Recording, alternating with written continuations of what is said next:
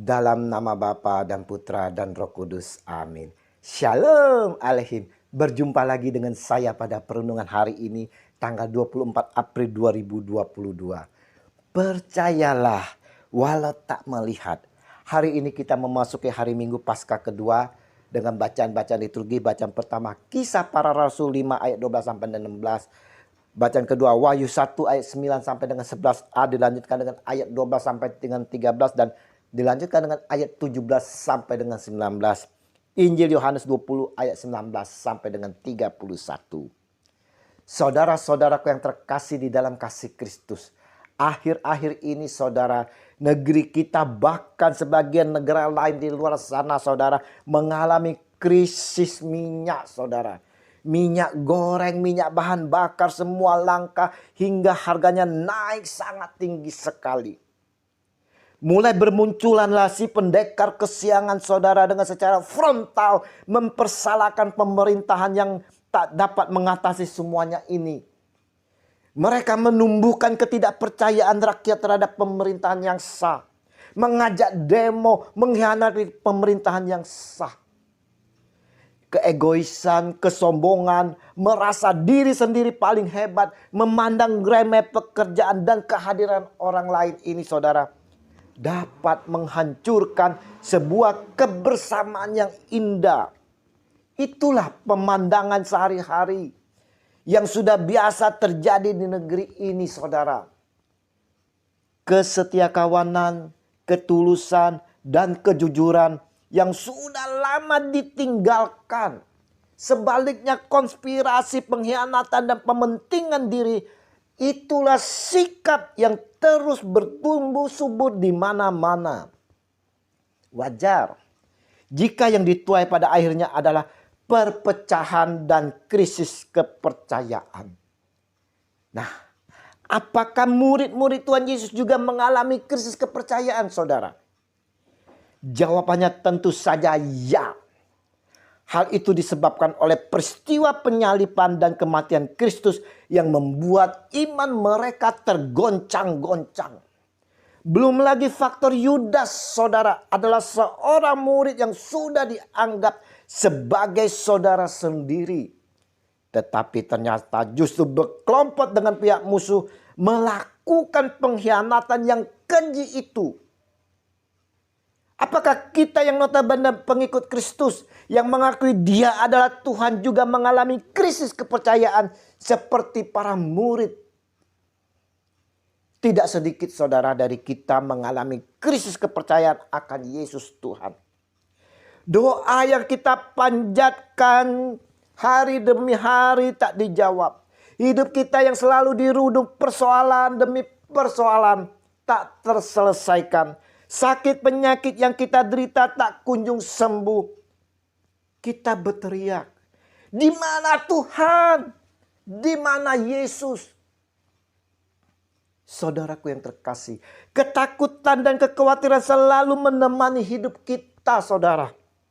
Ketidakpastian di dalam menjalani hidup ini selalu menghantui kita.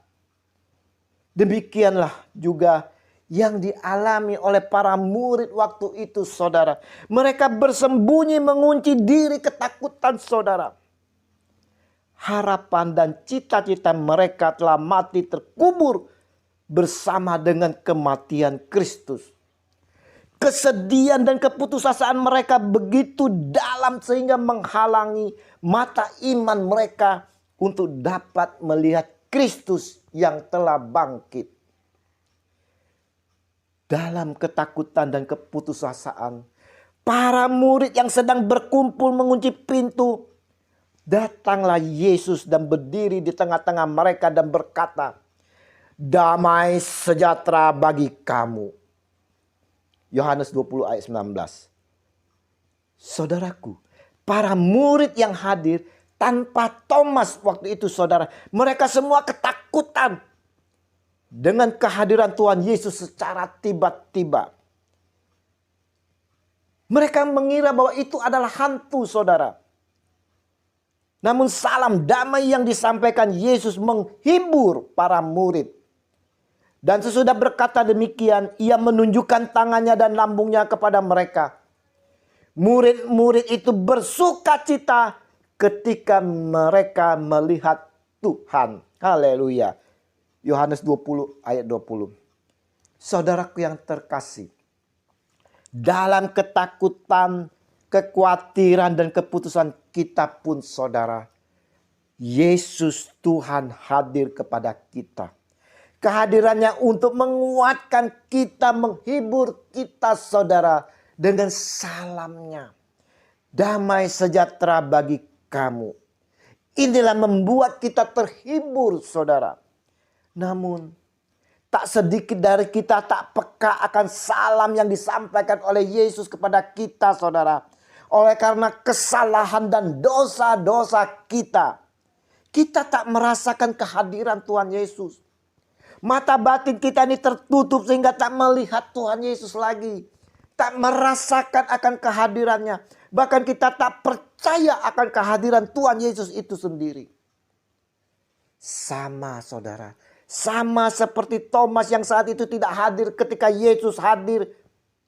Sikap Thomas yang tidak mau percaya kepada kebangkitan Tuhan Yesus.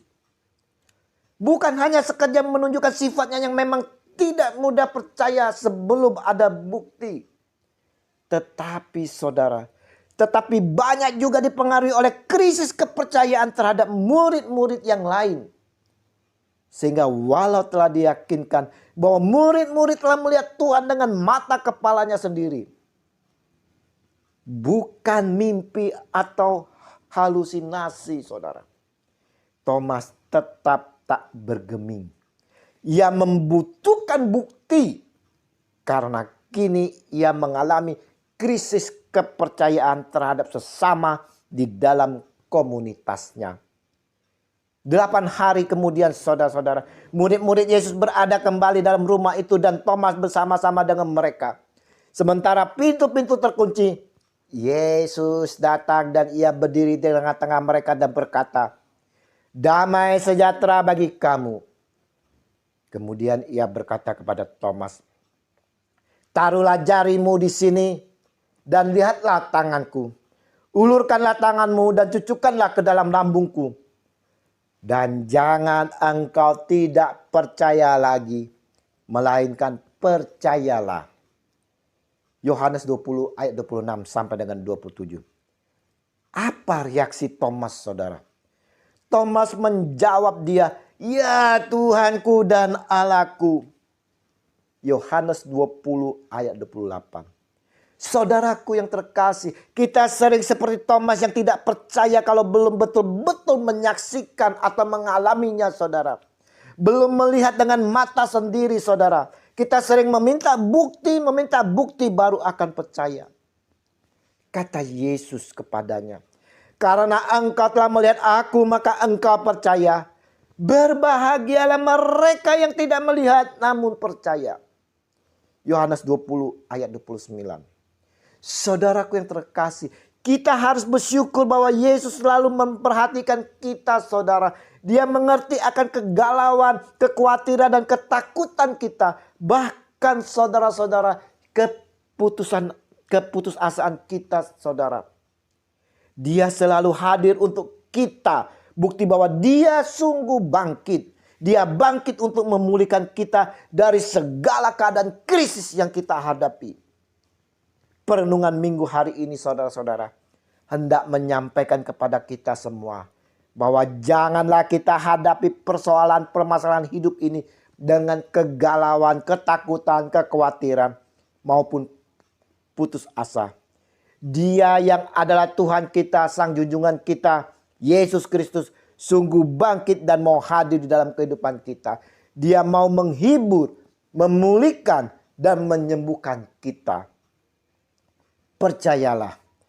Janganlah kita seperti Thomas yang percaya jika sudah melihat. Berbahagialah mereka yang tidak melihat namun percaya. Mari saudara-saudaraku yang terkasih, kita mau percaya dengan penuh iman bahwa Yesus sungguh bangkit. Dan sungguh Yesus Kristus telah bangkit. Kemuliaan kepada Bapa dan Putra dan Roh Kudus, seperti pada permulaan, sekarang, selalu, dan sepanjang segala abad. Amin. Dalam nama Bapa dan Putra dan Roh Kudus. Amin. Mari kita persiapkan hati bersama keluarga kita untuk menyambut Tuhan kita Yesus Kristus di dalam perjamuan Ekaristi. Dan terimalah perutusan karena kita semua diutus. Shalom Alehim.